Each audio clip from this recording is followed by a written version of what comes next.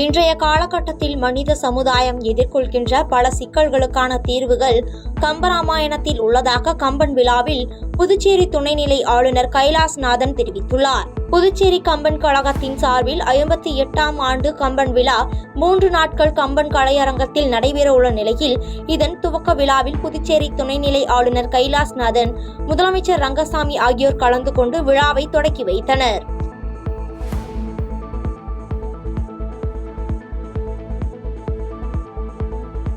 விருதுநகர் மாவட்டம் சாத்தூர் அருகே புதிய பேருந்து நிறுத்தம் மற்றும் நியாய விலைக் கடைகள் ஆகியன கட்டி முடிக்கப்பட்டு மக்கள் பயன்பாட்டிற்கு வருவாய்த்துறை அமைச்சர் KKSSR ராமச்சந்திரன் தொடக்கி வைத்தார்.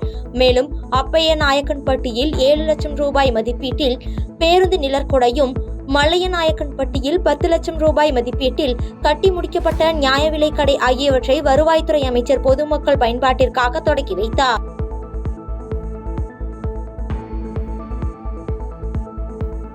தமிழ்நாடு முதலமைச்சர் இந்திய ராணுவத்திற்கு ஆதரவான ஒரு பேரணியை நடத்துவதற்கு அழைப்பு விடுத்திருக்கிறார் என்றும், அவரது வேண்டுகோளை ஏற்று இந்த பேரணியில் இந்திய கம்யூனிஸ்ட் கட்சி பங்கேற்கும் என இந்திய கம்யூனிஸ்ட் கட்சியின் மாநில செயலாளர் முத்தரசன் தெரிவித்துள்ளார். விருதுநகர் மாவட்டம் ராஜபாளையத்தில் கட்சி நிர்வாகி திருமண விழாவிற்கு வருகை தந்த இந்திய கம்யூனிஸ்ட் கட்சியின் மாநில செயலாளர் முத்தரசன் செய்தியாளர்களை சந்தித்து பேட்டியளித்தார். நாளைய தினம் தமிழ்நாட்டு முதலமைச்சர் அவர்கள் ஒரு பேரணி, இந்திய இராணுவத்திற்கு ஆதரவான ஒரு பேரணியை நடத்துவதற்கு அழைப்பு விடுத்திருக்கிறார்கள். அதில் அனைத்து மக்களும் பங்கேற்க வேண்டும் என்கிற வேண்டுகோளையும் முதலமைச்சர் விடுத்திருக்கிறார். அவரது வேண்டுகோளை ஏற்று நாளை நடைபெற இருக்கிற இந்த பேரணியில் இந்திய கம்யூனிஸ்ட் கட்சி பங்கேற்கும் என்பதை தெரிவித்துக் கொள்கிறேன். திருப்பத்தூர் மாவட்டம் வாணியம்பாடியில் 12ஆம் வகுப்பு பொதுத் தேர்வுக்காக அரசு பேருந்தில் ஓடிச் சென்று ஏறி தேர்ச்சி அடைந்த மாணவியை விசிக தலைவர் தொல் திருமாவளவன் நேரில் சந்தித்து வாழ்த்து தெரிவித்து நிதியுதவி அளித்தார். கிருஷ்ணகிரியில் இருந்து வேலூர் நோக்கி கட்சி நிகழ்ச்சிக்காக சென்ற விடுதலை சிறுத்தைகள் கட்சி தலைவர் தொல் திருமாவளவன் வாணியம்பாடியில் தேர்ச்சியடைந்த மாணவி சுகாசினி மற்றும் கட்சி தொண்டர்கள், நிர்வாகிகளை சந்தித்தார்.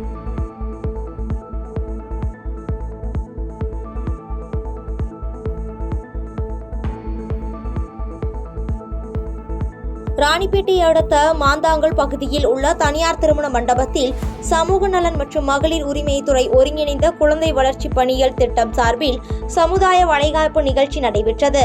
இந்த நிகழ்ச்சியில் தமிழக கைத்தறி மற்றும் துணிநூல் துறை அமைச்சர் R. காந்தி உள்ளிட்டோர் கலந்து கொண்டு சுமார் 400க்கும் மேற்பட்ட கர்ப்பிணி தாய்மார்களுக்கு சீர்வரிசைகளை வழங்கினார்.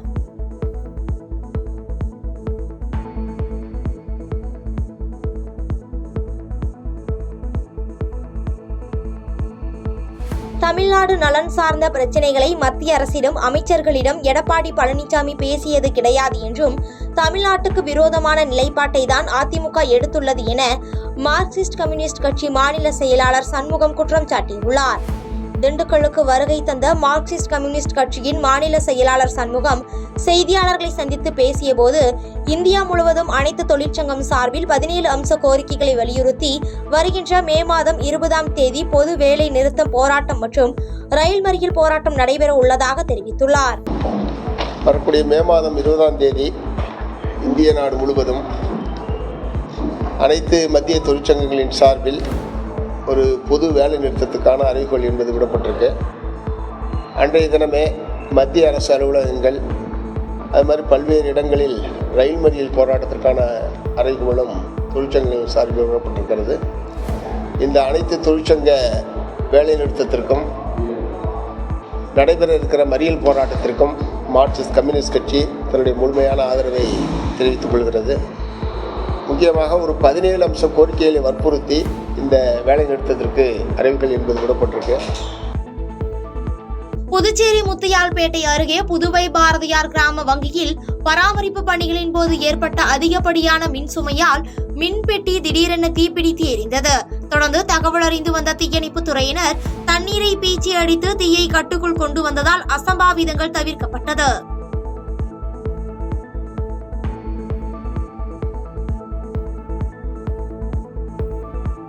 புதுச்சேரியில் வீடு வாடகை எடுத்து தடை செய்யப்பட்ட போதைப் பொருட்களை மாணவர்களுக்கு விற்பனை செய்து வந்த 4 பேரை போலீசார் கைது செய்து நீதிமன்றத்தில் ஆஜர்படுத்தி காலாப்பட்டு மத்திய சிறையில் அடைத்தனர்.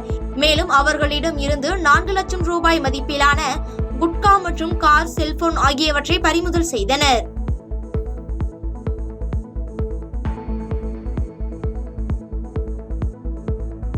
கரூர் மாநகர ஐக்கிய ஜமாத் சார்பாக மத்திய அரசு கொண்டு வந்துள்ள வக்ஃபு திருத்த சட்டத்தை எதிர்த்து மாபெரும் கண்டன ஆர்ப்பாட்டம் கரூர் தலைமை தபால் நிலையம் முன்பு நடைபெற்றது. கரூர் ஐக்கிய ஜமாத் கமிட்டியின் தலைவர் நிஜாம் பாபு தலைமையில் நடைபெற்ற இந்த ஆர்ப்பாட்டத்தில் சிராஜுத்தீன் அகமது ரஷாதி கலந்து கொண்டு மத்திய அரசுக்கு எதிராக கண்டன உரையாற்றினார். கிறிஸ்துவர், சீக்கியர், பௌத்தர், வேறு மதங்களின் பெயரால் இந்த நாட்டில் எந்த பிரிவும் இல்லை. 140 கோடி பேரும் நாங்கள் சகோதரர்கள். இந்திய நாட்டிலே நீங்கள் எடுத்திருக்கின்ற சட்ட திருத்தத்தை வாபஸ் பெற வேண்டும். அடுத்து யாருடைய சொத்துக்களிலும் எந்த சமயத்தை சார்ந்ததிலும் யாராவது அரசு கை வைக்க வந்தால் முஸ்லிம்களாகிய நாங்கள் அவர்களோடு இணைந்து போராடுவோம். மயிலாடுதுறை நகராட்சி அலுவலகத்தின் எதிரே தமிழ்நாடு சத்துணவு மற்றும் அங்கன்வாடி சங்கங்களின் கூட்டமைப்பு சார்பாக பட்டை நாமமிட்டும் மடிப்பீச்சை ஏந்தியும் நூதன முறையில் போராட்டம் நடைபெற்றது. இதில் தேர்தல் வாக்குறுதிப்படி சிறப்பு பென்ஷன் 6750 வழங்கிட வேண்டியும், பென்ஷன் மற்றும் ஊதியத்தை திருத்தி அமைக்க வேண்டும் உள்ளிட்டவைகளை வலியுறுத்தி போராட்டத்தில் ஈடுபட்டனர். மயிலாடுதுறை மாவட்டம் மணல்மேடு கிராமத்தில் காரைக்காலில் இருந்து கடத்தி வரப்பட்ட 624 மது பாட்டில்களை மயிலாடுதுறை மதுவிலக்கு காவல்துறையினர் வாகன சோதனையின் போது பறிமுதல் செய்தனர். மேலும் கடத்தலில் ஈடுபட்ட திலீப் குமாரை கைது செய்து நீதிமன்றத்தில் ஆஜர்படுத்திய பின்னர் சிறையில் அடைத்தனர்.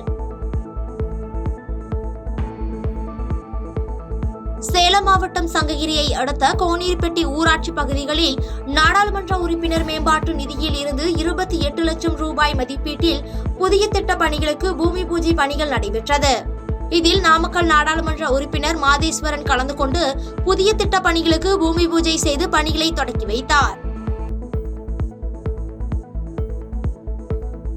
தருமபுரி மாவட்டம் பாலக்கோடு அருகே உள்ள கோவிலூர் கிராமத்தில் மலை மீது உள்ள குந்தியம்மன் கோவிலில் ஆலய வளாகத்தில் அமைந்துள்ள ஸ்ரீதேவி பூதேவி ஸ்ரீனிவாச பெருமாள் லட்சார்ச்சனை பெருவிழா வெகு விமர்சையாக நடைபெற்றது.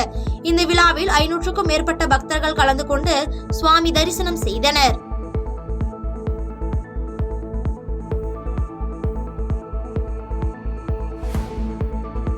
செய்திகளை உடனுக்குடன் தெரிந்து கொள்ள கீழ்கண்ட கேபிள் மற்றும் டிடிஎச் நெட்வொர்க்குகளில் எம்நாடு செய்தி தொலைக்காட்சியை காணுங்கள்.